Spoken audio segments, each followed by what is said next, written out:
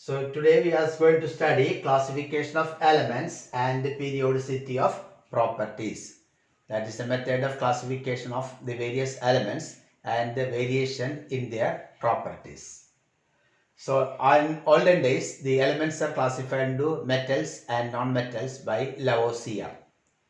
Then after that, Dobereiner classified three elements into a group like lithium, sodium, potassium, calcium, strontium, barium.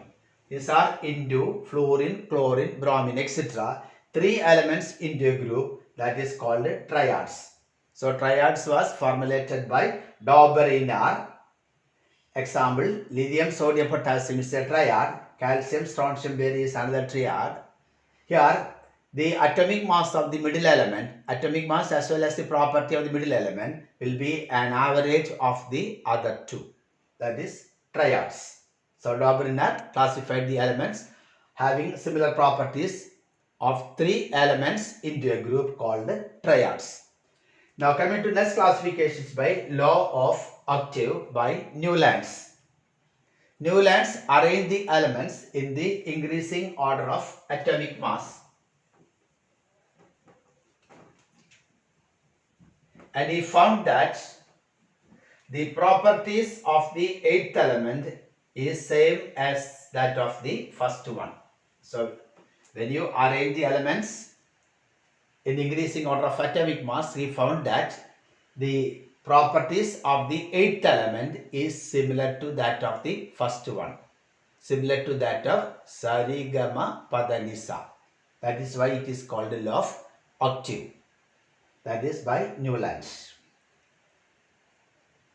But coming to its limitations of the Newland is, he could classify only up to calcium atomic number 20. Beyond he could not classify. Then secondly, he predicted that there is no, about 53 elements were known at that time, and there is no further elements in the nature. And he adjusted two elements in a single slot, and these are the limitations of Newland's law of octave. So what is law of octave? When the elements are arranged in the increasing order of atomic mass, Newland found that the properties of the eighth element is similar to that of the first one. Limitations: 1. He could classify only up to calcium atomic number 20, beyond he could not. Then second, he predicted that only 53 elements are existing in the nature and no further elements will be discovered. And finally, he adjusted two elements in a slot. So these are the limitations of Newlands. So next classification is by Mendeleev.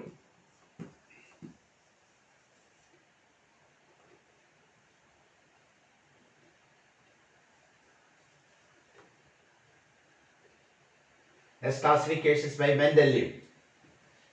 Mendeleev classified the elements. He arranged the elements in the increasing order of atomic mass. So coming to the Mendeleev's periodic law.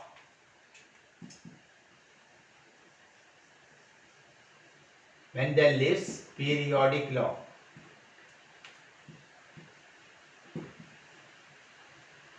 Mendeleev's periodic law. The physical and chemical properties of elements. The physical and chemical properties of the elements are the periodic functions of their atomic mass. Mendeleev's periodic law says that the physical and chemical properties of the elements are the periodic functions of their atomic masses. That is the Mendeleev's periodic law.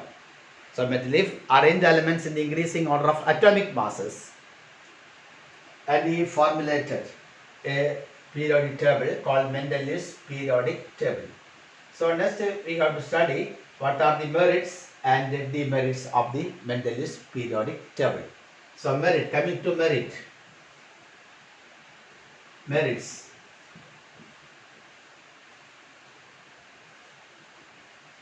the important merit of the Mendel's periodic table is he arranged all the elements known at that time. He can classify all the elements known at that time. That is the first merit. And second is he predicted there are some space when we arrange the elements in the table, there are some vacant spaces. So he predicted that some more elements are to be detected. So second is he predicted that some more elements are to be detected. For example, Ega boron. He named as Ega boron. Later it was discovered and it is called scandium. And Ega aluminium. Later it was discovered as gallium. And Ega silicon. Later it was discovered as germanium. So these are the three elements which are predicted by Mendeleev during its classification. Ega boron, later the name is scandium. Ega aluminium, now it is gallium.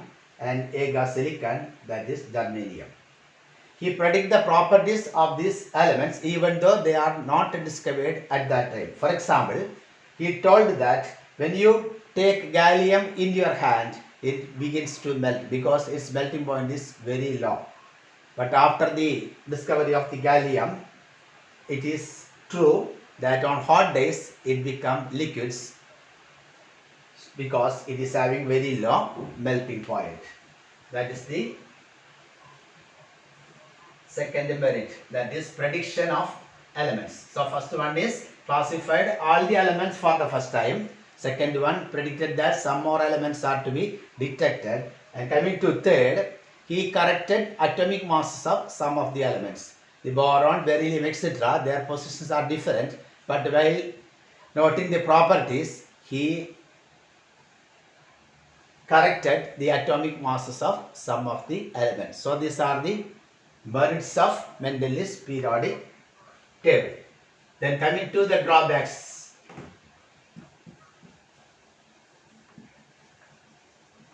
Drawback. The first one is he could not give a proper place for hydrogen and isotope. Hydrogen and isotopes, they cannot be given a proper place. That's the first one. Then second one,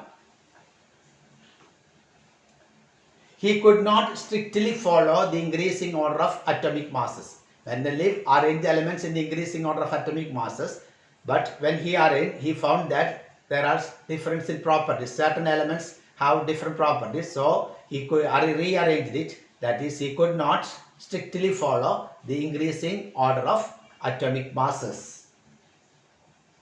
And next demerit is there are many elements in each period of the 8th group.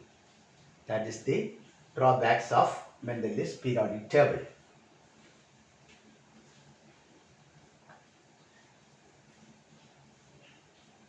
So after Mendeleev, next scientist Moseley,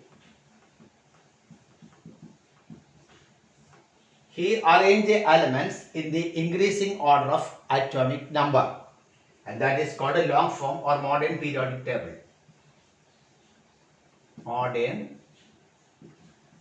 periodic table. So this was formulated by Moseley. He arranged the elements in the increasing order of atomic number. Now coming to the peculiarities or features of the modern periodic table, there are 18 vertical columns. These vertical columns are called groups, and there are 18 vertical columns called groups and 7 horizontal rows called periods. 18 vertical columns are called groups and 7 horizontal rows are called periods. Now the first period contains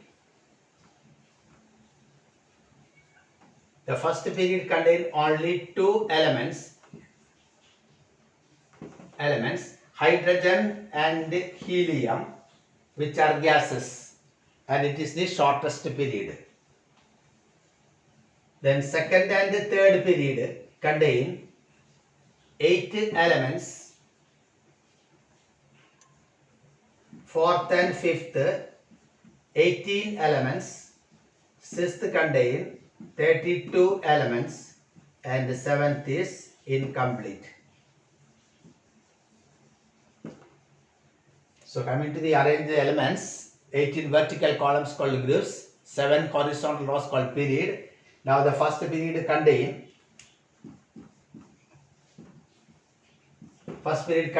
2 elements, hydrogen and helium, which is the shortest period.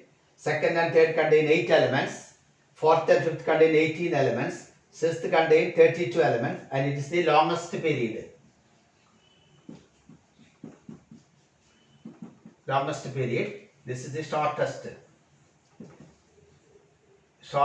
period, and seventh one is incomplete. So these are the features of the modern periodic table. And according to the Moseley, you have to study what is modern periodic law. Mendeleev's periodic law is physical and chemical properties of elements are the periodic functions of their atomic masses. So coming to modern periodic law, the physical and chemical properties of elements are the periodic functions of their atomic numbers. That is the modern periodic law. The physical and chemical properties of elements are the periodic functions of their atomic numbers.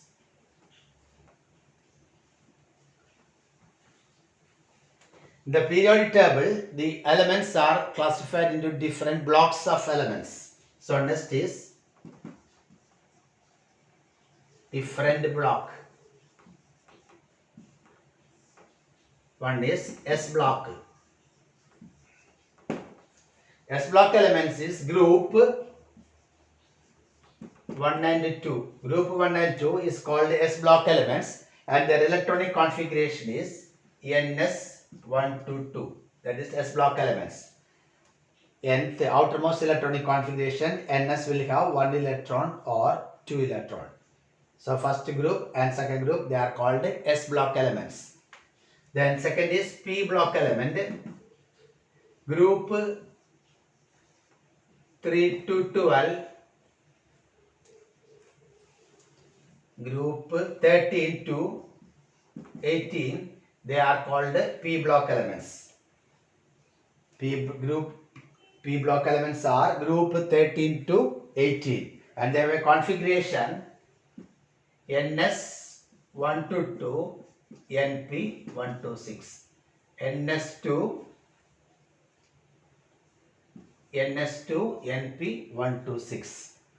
That is 13 to 18 group elements. Then D block element, that is group 3 to 12. They are D block elements or transition elements, and their configuration is N-1D 1 to 10, NS 1 to 2.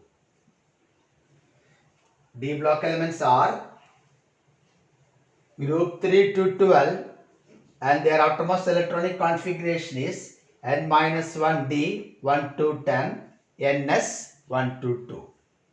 And F block elements are lanthanoids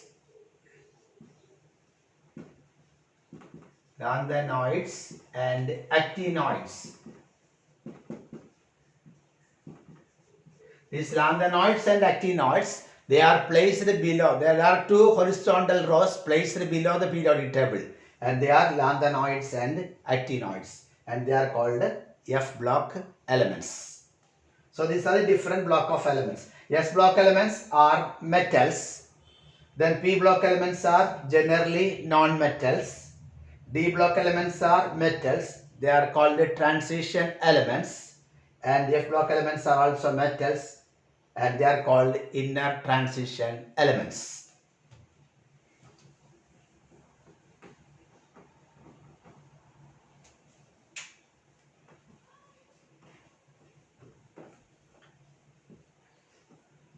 So here now you have studied two laws. One is Mendel's periodic law.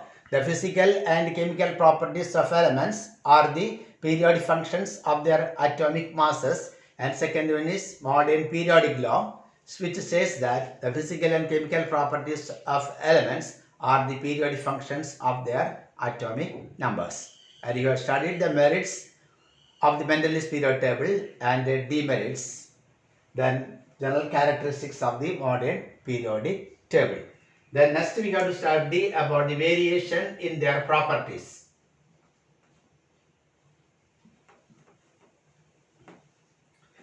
So if you consider the size of the atom,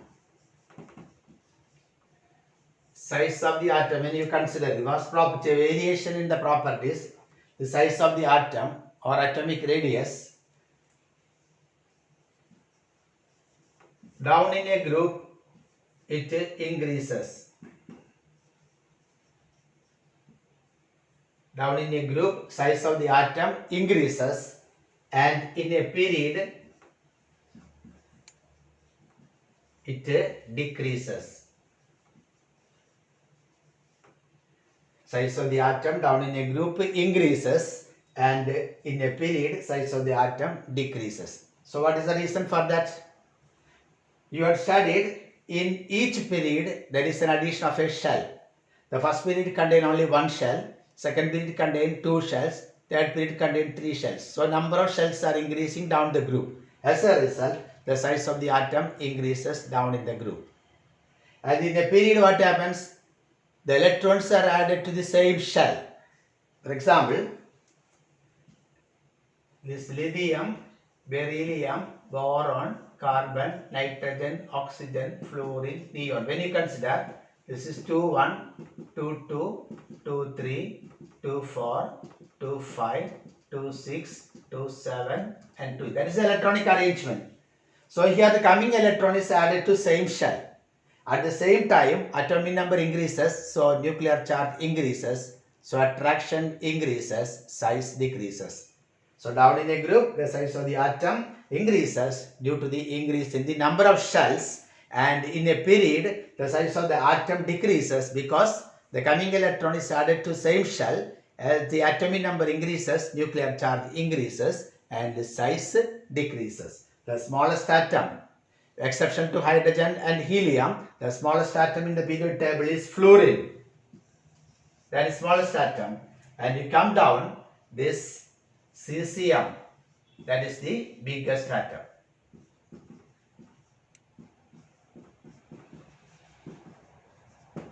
Biggest atom is cesium.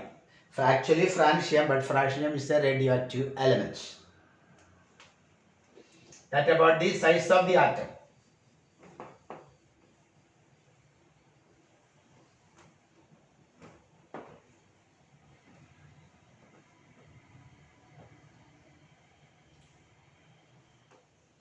So next we are studying about the ionization enthalpy.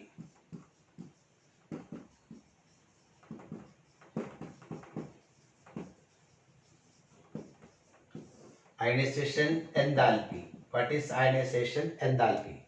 You consider sodium, atomic number 11, configuration 281. Then you consider magnesium, atomic number 12, 282. Similarly, ionization enthalpy is the amount of energy required to remove the loosely bound electron from the outermost orbit of an isolated gaseous atom. Ionization enthalpy is the amount of energy required to remove the loosely bound electron from the outermost orbit of an isolated gaseous atom. So from an isolated gaseous sodium atom, the amount of energy required to remove this one electron, that is the first ionization enthalpy. In the magnesium, it can 2 electron, so it will have 2 ionization enthalpies, first one and second one. That is the ionization enthalpy. This is the amount of energy required to remove the loosely bound electron from the outermost orbit of an isolated gaseous atom. So coming to trend, the variation in the group and the period, the ionization enthalpy down in a group it decreases. and in a period it increases.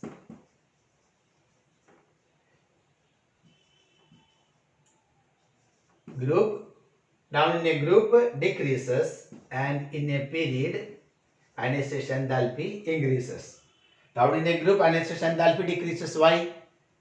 Because down in a group size of the atom is increasing, so the outermost electrons are far away from the nucleus, so attraction will be low, so you can easily remove that electron. So down in a group ionization enthalpy decreases, but in a period the ionization enthalpy increases. Why? Because the coming electron is added to same shell, so nuclear charge increases, attraction increases, so that require more energy to remove the electron from the outermost orbit. So in a period ionization enthalpy increases and down in a group decreases. But there are some variation for this. So next you have to study about the variations.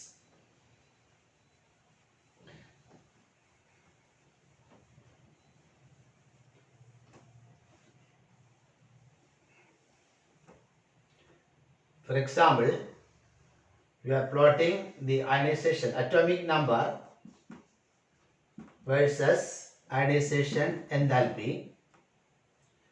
So starting with the lithium, then beryllium, then coming to boron, then nitrogen, lithium, beryllium, boron, carbon, then nitrogen, then comes oxygen, then comes fluorine, then neon.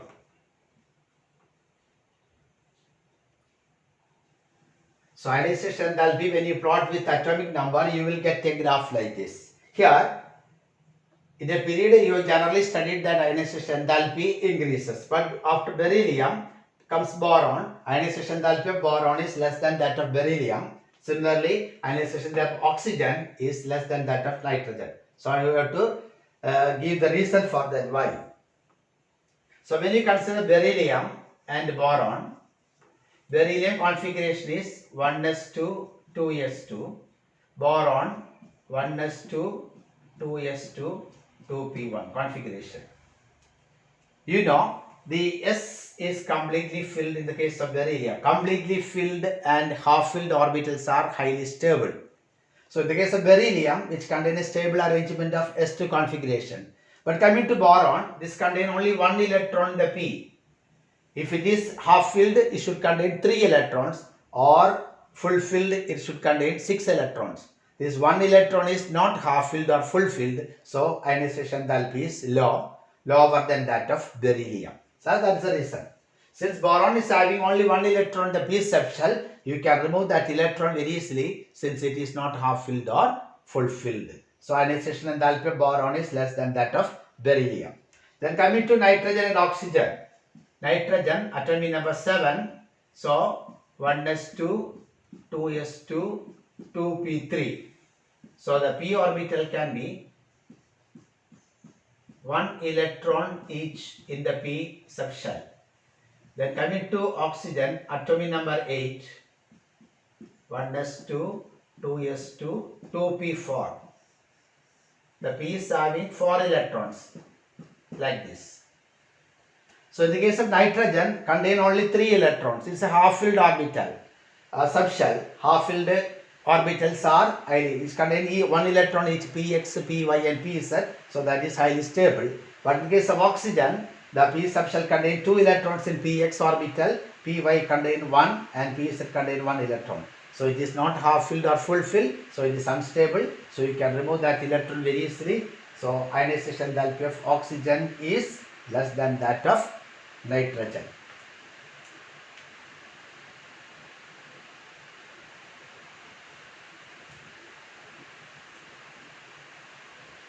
So here the question is, the beryllium, when you are given this graph, and the question is, boron is having less ionization enthalpy than beryllium.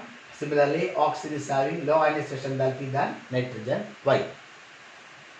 The reason is, half-filled orbitals and full-filled orbitals are highly stable. Boron is not having a half-filled or full-filled. Similarly, oxygen is not having a half-filled or full-filled orbital. So, ionization enthalpy is less. That is about the ionization enthalpy.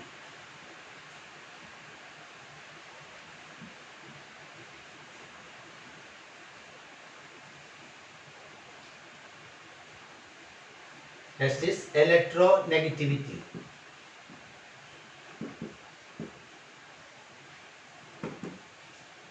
Electron negativity.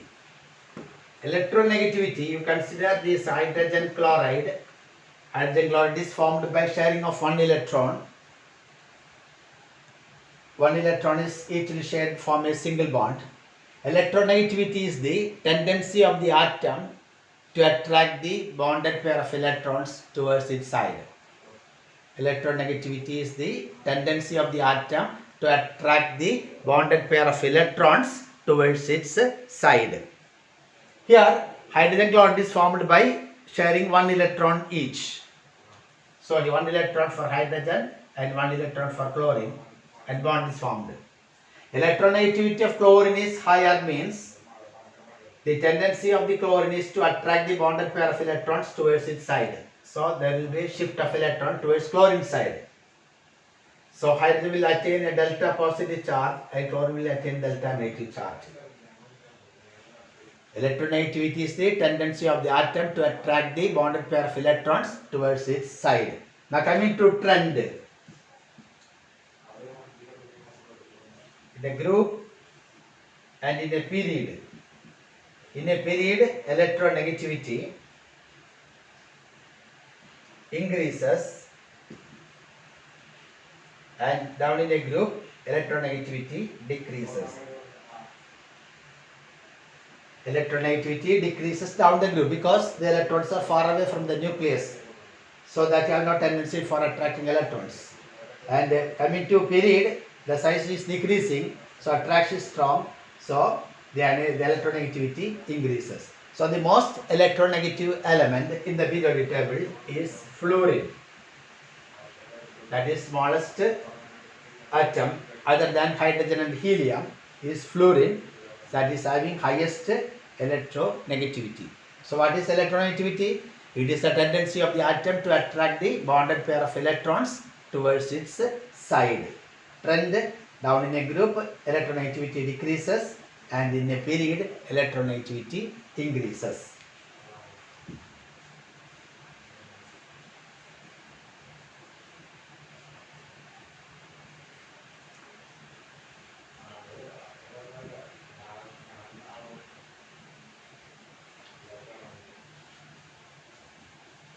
Next property is electron gain enthalpy.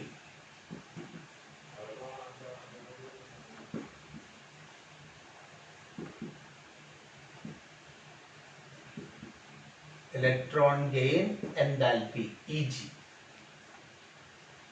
You know this chlorine atom, gaseous atom chlorine, when gain one electron, it becomes Cl minus ion in the gaseous state. So it will liberate some amount of energy, will be liberated, and that is called EG. That energy is called electron gain enthalpy. So what is electron gain enthalpy? It is the amount of energy released when an electron is added to a isolated neutral gaseous atom to form a negative ion. Electron gain enthalpy is the amount of energy released when an electron is added to a isolated neutral gaseous atom to form a negative ion. That is called electron gain enthalpy. And this electron gain, coming to trend, electron gain enthalpy, it decreases down the group.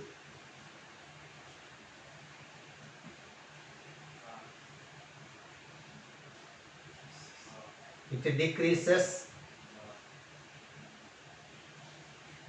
down the group and increases in a period. Down in a group it decreases, and in a period it increases.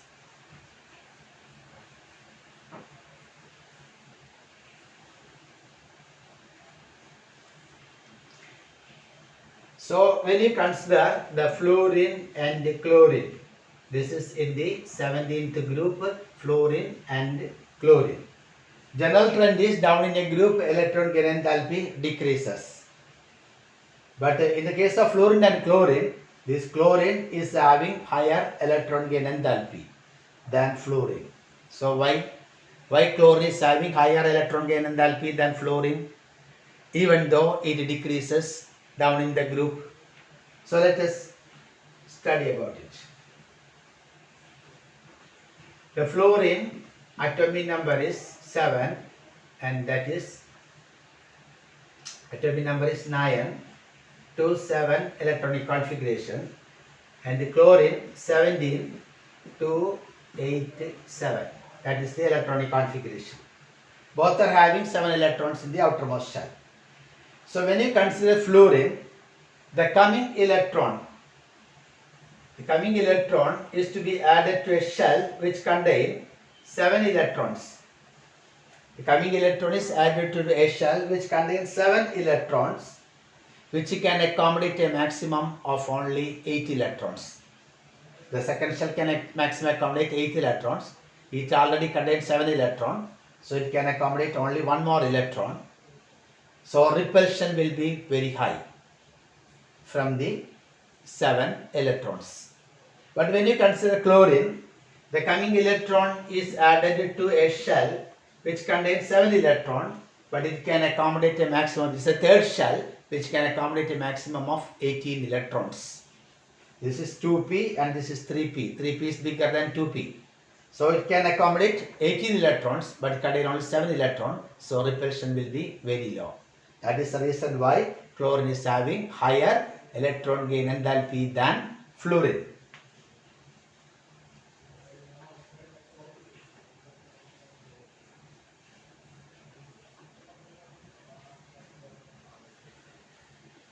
So you have studied now size of the atom.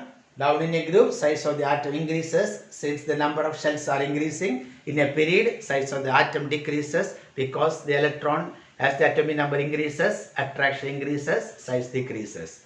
Then coming to ionization potential, it is the amount of energy required to remove the loosely bound electron from the outermost orbit of an isolated gaseous atom. So trend is down in a group decreases, and in a period it increases because down in a group size of the atom increases and a period size of the atom decreases. The third one is electronegativity. Electronegativity is the tendency of the atom to attract the bonded pair of electrons towards its side. The trend is down in the group it decreases and in a period it increases. The next property is electron gain enthalpy. That is the amount of energy released when an electron is added to an isolated neutral gaseous atom to form a negative ion. The trend is down in a group, electron gain enthalpy decreases, but in a period, electron gain enthalpy increases. There is an exceptional case, the case of fluorine and chlorine. Down in a group, generally it decreases, but chlorine is having higher negative value or higher electron gain enthalpy. The reason is, in the case of fluorine, the electron is added to a shell which contain only 7 electrons, which can accommodate a maximum of 8 electrons. So repulsion will be very high. But coming to chlorine, the electron is added to a shell which contain 7 electrons, which can accommodate a maximum of 18 electrons. So repulsion will be very low. So these are the general trend of the properties, variation in their properties. Size of the atom, electron gain enthalpy, ionization potential, and electronegativity.